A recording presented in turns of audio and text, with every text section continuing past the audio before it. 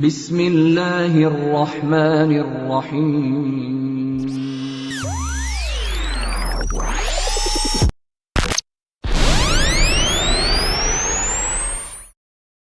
Assalamualaikum warahmatullahi wabarakatuh. Alhamdulillahi rabbil alamin. Wal aqibatu lil muttaqin. Wala udwana illa 'alal zalimin. Amma ba'd. Pendengar yang dirahmati Allah, sebagaimana telah kita ketahui bahwa Allah Ta'ala telah memuliakan kita sebagai manusia dibandingkan makhluk lainnya dengan menganugerahkan akal. Akidah Islamiyah senantiasa memuliakan akal yang sahih serta mengagungkannya dan mengangkat kedudukannya. Demikian pula, akidah Islamiyah tidaklah membekukan atau mengungkung akal dan tidak pula mengingkari kecemerlangannya.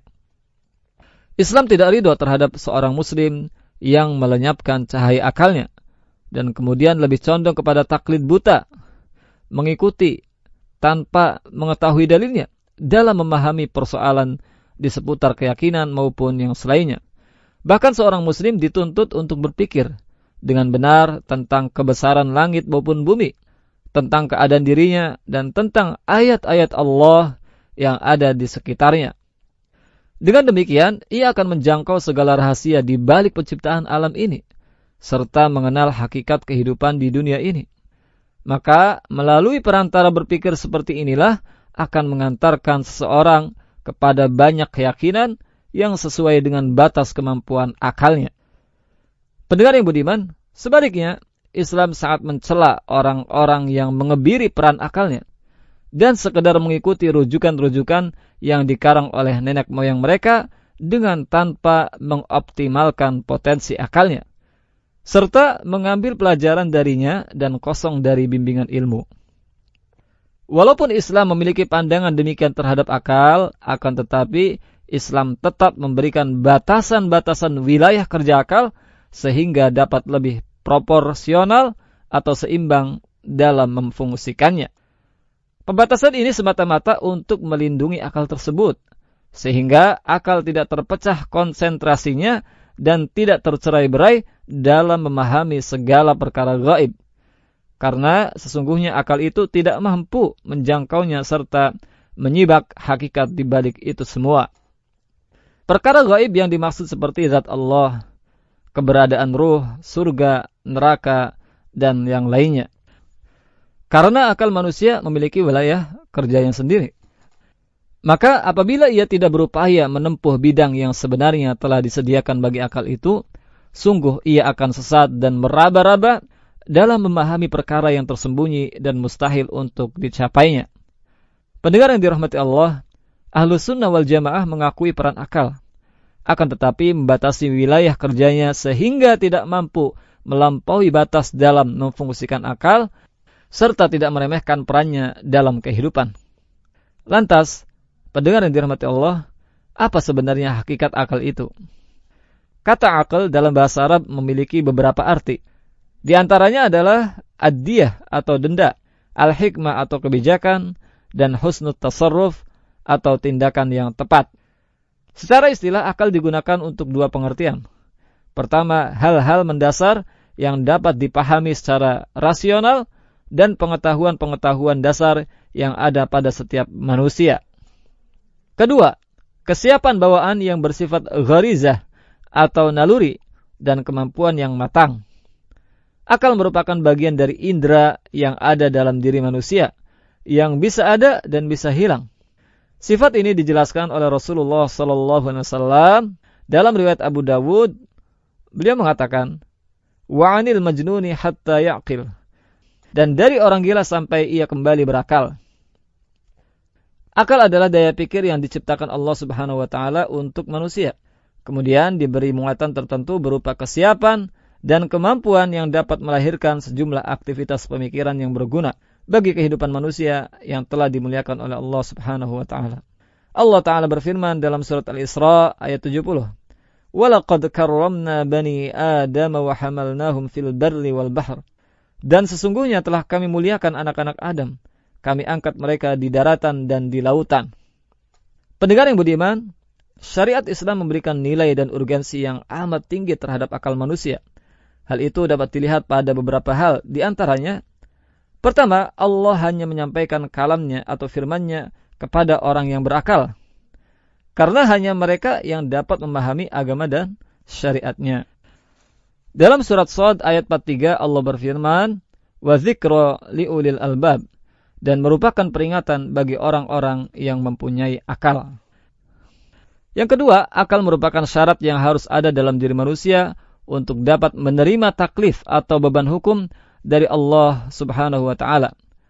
Hukum-hukum syariat tidak berlaku bagi mereka yang tidak menerima taklif. Di antara yang tidak menerima taklif itu adalah orang gila karena kehilangan akalnya. Abu Dawud rahimahullah meriwayatkan bahwa Rasulullah sallallahu alaihi wasallam bersabda, "Rufi'al qalamu an thalathah, 'anil naimi hatta yastayqiz, wa 'anil sabiyyi hatta yahtalim, wa 'anil majnuni hatta ya'qil." Pena catatan pahala dan dosa diangkat atau dibebaskan dari 3 golongan. Pertama, orang yang tidur sampai bangun. Kedua, anak kecil sampai balik.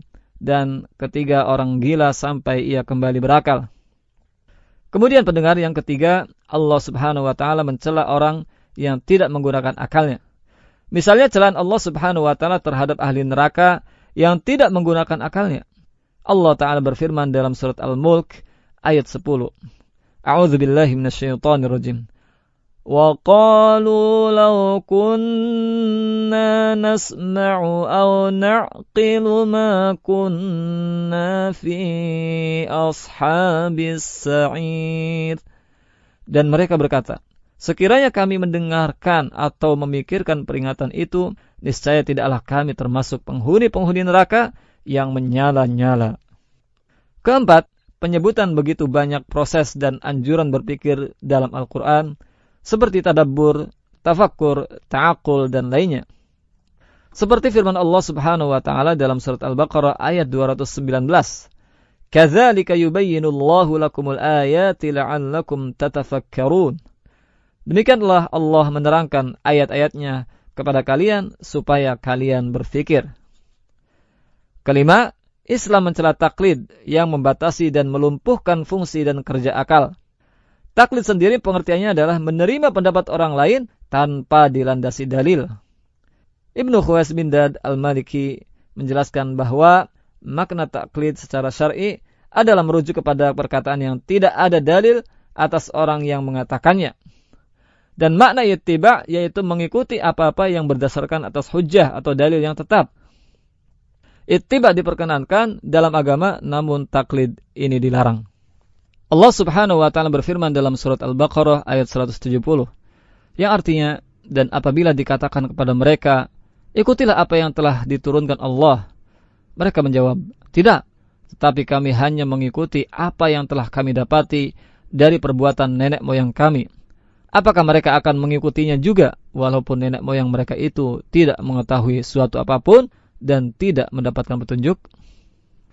Kemudian pendengar yang dirahmati Allah, yang keenam, Islam memuji orang-orang yang menggunakan akalnya dalam memahami dan mengikuti kebenaran.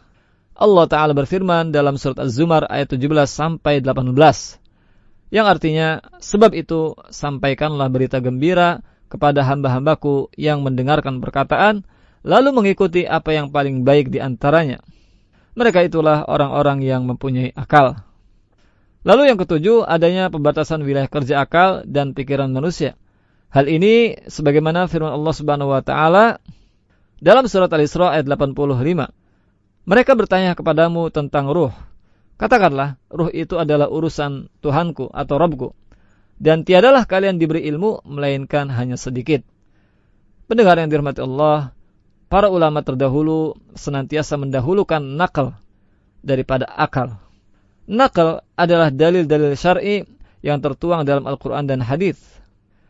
Mendahulukan dalil nakli atas dalil akli atau dalil akal bukan berarti ahlu sunnah tidak menggunakan akal.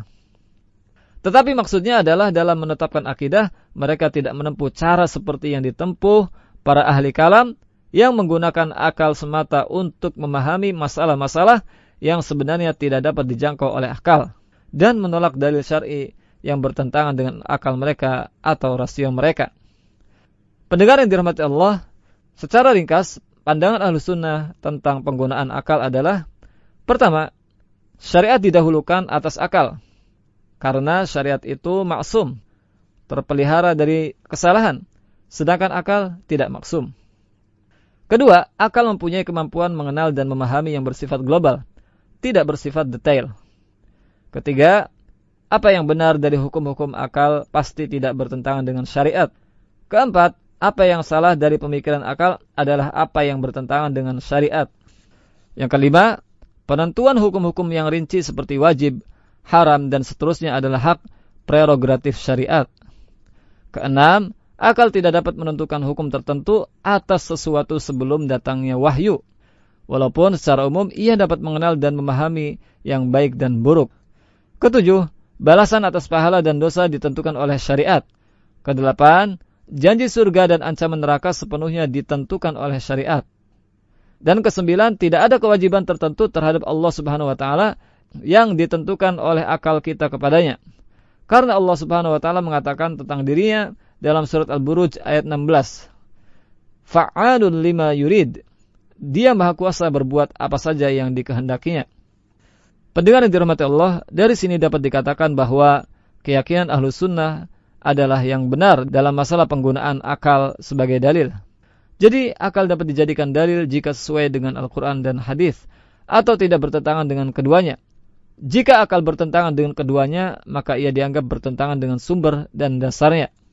Oleh karena itu, kita berdoa kepada Allah Subhanahu wa taala, semoga Dia menunjukkan kepada akal kita untuk memahami agamanya, memahami keagungannya, memahami syariatnya, dan mentadabburi firman-firman-Nya, dan menghindarkan kita dari akal yang menyimpang, yaitu akal yang bertentangan dengan Al-Quran dan hadis Nabi Sallallahu Alaihi Wasallam.